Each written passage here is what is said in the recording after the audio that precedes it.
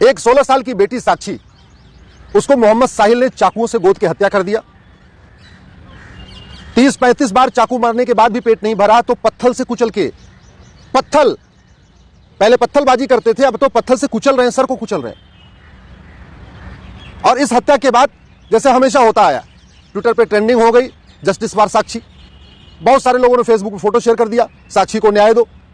Candle march हो गया, साक्षी के हत्यारों को फांसी दो। नेताओं के भी बयान आ गए, बहुत सारे अपने आप को जो हिंदू हितैषी कहते हैं वो भी अपने बयान दे रहे हैं। और हमेशा ऐसा होता है, पिछले 75 साल में ही हो रहा है। हत्या होती है, कैंडल मार्च होता है, बयान आता है, निंदा होती है, तू मैं होगा, आरोप प्रत्यारोप होगा, नूरा कुश्ती होगी, लेकिन जो काम करना चाहिए वो काम नहीं होता।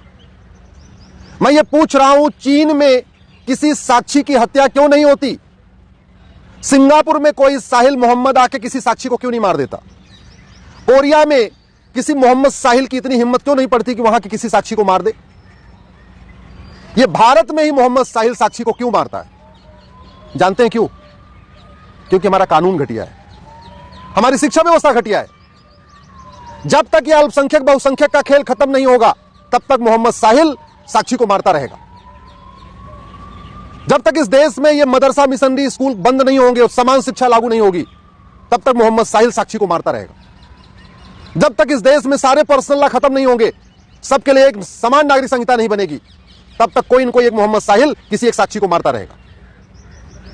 जब तक इस देश में कठोर कानून नहीं होगा, 1 घंटे के अंदर FIR हो, 1 महीने के अंदर जांच पूरी हो और 1 साल के अंदर फांसी पे लटका दिया जाए दरिंदों को, जब तक ये कानून नहीं बनेगा, पुलिस चार्टर, जुडिशियल चार्टर नहीं लागू होगा, तब तक रोज एक मोहम्मद साहिल किसी एक साक्षी को मारता रहेगा।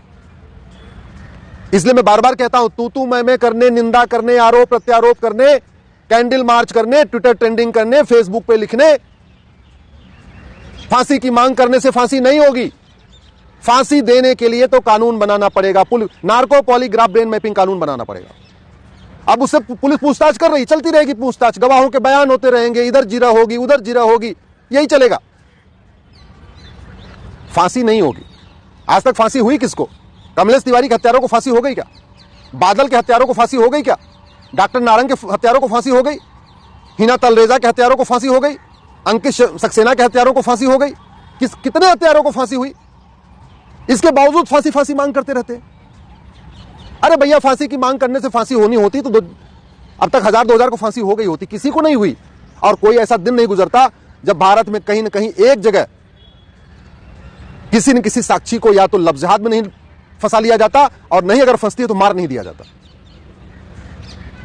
देखते देखते अफगानिस्तान में खत्म हो गए, पाकिस्तान में खत्म हो गए, बांग्लादेश में खत्म हो गए, हिंदुस्तान के 9 राज्यों में खत्म हो गए, भारत के 200 जिलों से पलायन हो रहा है। इसके बावजूद भी अभी जो काम होना चाहिए उसकी मांग करते ही नहीं है।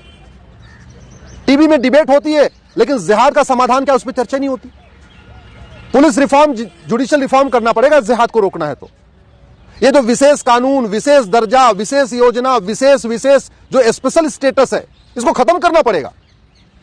ये अल्पसंख्यक बहुसंख्यक का कॉन्सेप्ट खत्म करना पड़ेगा, माइनॉरिटी मेजॉरिटी का कॉन्सेप्ट खत्म करना पड़ेगा, मदरसा मिशनरी स्कूल बंद करना पड़ेगा, गुरुकुल शिक्षा लागू करनी पड़ेगी, वैदिक शिक्षा लागू करनी पड़ेगी, जिससे क्या खाना है, क्या नहीं खाना, क्या पढ़ना है, क्या नहीं पढ़ना, क्या देखना, क्या नहीं देखना, क्या सुनना है, क्या नहीं सुनना, इस चीज का भाव बच्चे में बचपन में डालना पड़ेगा। ये पर्सनल लॉ खत्म करके समान नागरिक संहिता लागू करना पड़ेगा, तब जाके सबके बीच में प्रेम बढ़ेगा, तब जाके साक्षी बचेगी। ऐसे नहीं बचेगी बतौलेबाजी करने से, भाषणबाजी करने से। घुसपैठियों के खिलाफ फांसी देने का कानून बनाना पड़ेगा, जिहादियों को फांसी देने का कानून बनाना पड़ेगा, और न्यायिक व्यवस्था ठीक हो, न्यायिक व्यवस्था 1 साल के अंदर सजा होना शुरू हो जाए, इसके लिए जुडिशियल चार्टर लागू करना पड़ेगा। मेरा आप लोगों से हाथ जोड़ के निवेदन है, इस वीडियो को घर घर पहुंचाइए, अधिक से अधिक शेयर करिए। बहुत हो गया तू मैं, बहुत हो गया नूरा कुश्ती, बहुत हो गया आरोप प्रत्यारोप। इससे कुछ नहीं होने वाला, न जिहाद रुकेगा, न मजहबी उन्माद रुकेगा, न साक्षी बचेगी। देश को बचाना है, सनातन संस्कृति को बचाना है, तो कानून बनाना पड़ेगा। Police reform, judicial reform, election reform करना पड़ेगा, एजुकेशन रिफॉर्म करना पड़ेगा। इसलिए मेरा आपसे निवेदन है, इस वीडियो को अधिक से अधिक लोगों तक पहुंचाइए, अपने सांसदों को टैग करके ट्वीट करिए, अपने क्षेत्र के विधायकों तक पहुंचाइए, अपने सारे व्हाट्सएप ग्रुप में फैलाइए। लोगों को पता चलना चाहिए कि समाधान कानून बदलना ही है, कानून बदलने से समाधान होगा, अच्छी अच्छी बातें करने से नहीं।